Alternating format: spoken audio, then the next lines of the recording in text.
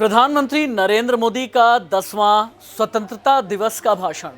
लाल किले की प्राचीर से प्रधानमंत्री नरेंद्र मोदी 90 मिनट लाइव रहे। भाषण में 90 मिनट लाइव रहे और 90 मिनट में प्रधानमंत्री ने गारंटी भी दी, 90 मिनट में प्रधानमंत्री ने फॉर्मूला भी दिया, 90 मिनट में प्रधानमंत्री ने यह भी बताया कि आज आज़ादी के अमृतकाल में भारत जो भी कर रहा है, अगले 1000 साल का जो कालखंड है वो आज का ये अमृतकाल तय करेगा। लेकिन प्रधानमंत्री ने कैसे लाल किले की प्राचीर से अपने विरोधियों पर और विपक्षियों पर निशाना साधा, ये इस वीडियो में मैं आपको बताऊंगा।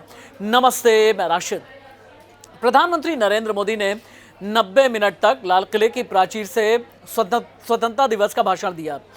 स्वतंत्रता दिवस को पूरे देश को समर्पित करते हुए प्रधानमंत्री ने ये कहा कि आज की तारीख में जो भारत का सामर्थ्य है, जो भारत का पुरुषार्थ है, इसकी वजह से ही हम कोविड से लड़ पाए, इसकी वजह से ही हम पूरी दुनिया में इकॉनमी यानी अर्थव्यवस्था के मामले में नंबर 5 की पोजीशन पर आ गए हैं और अगले कुछ साल में टॉप 3 में भी हम आ जाएंगे। प्रधानमंत्री ने लेकिन 3 बड़े वार किए हैं। प्रधानमंत्री ने कहा कि अगर देश को पिछले कुछ दशकों में किसी ने पीछे ढकेला तो वह है करप्शन, वो है परिवारवाद, वो है तुष्टीकरण। इन तीनों पर ही बड़ा वार करने की ज़रूरत है। प्रधानमंत्री ने यह भी कहा कि लिख करके रख लो, जिन जिन योजनाओं का शिलान्यास किया है उनका उद्घाटन भी मैं ही करूंगा। ऐसा नहीं कि सिर्फ अपनी सियासत चमकाने के लिए जैसे लोग सिर्फ शिलान्यास करके निकल जाते हैं, उसके बाद कि उन्हें चिंता नहीं होती। लेकिन 140 करोड़ देशवासियों का जो पुरुषार्थ है, उनका जो सामर्थ्य है, उसकी बात करते हुए पीएम ने कहा कि आपने सरकार 2014 में फॉर्म की, हमने उसके बाद फिर रिफॉर्म किया। रिफॉर्म करने के बाद फिर वक्त आया परफॉर्म करने का, यानी फॉर्म, रिफॉर्म, परफॉर्म।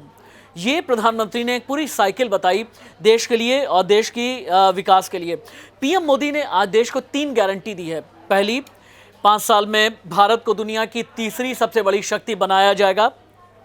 दूसरी, शहरों में किराए के मकान में रहने वालों को बैंक लोन में रियायत मिलेगी। और तीसरी, देश भर में 25,000 जन औषधि केंद्र खोले जाएंगे, यानी रोटी, कपड़ा, मकान, इन तीनों की ही गारंटी एक तरह से प्रधानमंत्री नरेंद्र मोदी ने ली है। इसके अलावा पीएम ने मणिपुर का 2 बार जिक्र किया। उन्होंने भाषण की शुरुआत में कहा, मणिपुर में माँ बेटियों के सम्मान के साथ खिलवाड़ हुआ, लोगों की जान गई। कुछ दिन से लगातार मणिपुर में शांति की खबरें आ रही हैं।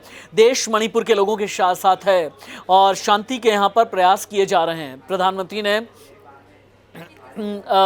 स्वतंत्रता संग्राम सेनानियों को श्रद्धांजलि भी दी और देश मणिपुर के लोगों के साथ में है, ये तो पीएम ने कहा ही।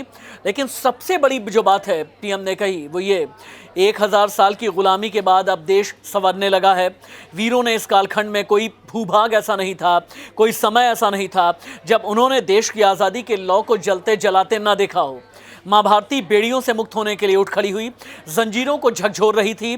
देश की नारी शक्ति से लेकर कोई हिंदुस्तानी ऐसा नहीं था जो आज़ादी के सपने को लेकर के जीता ना हो।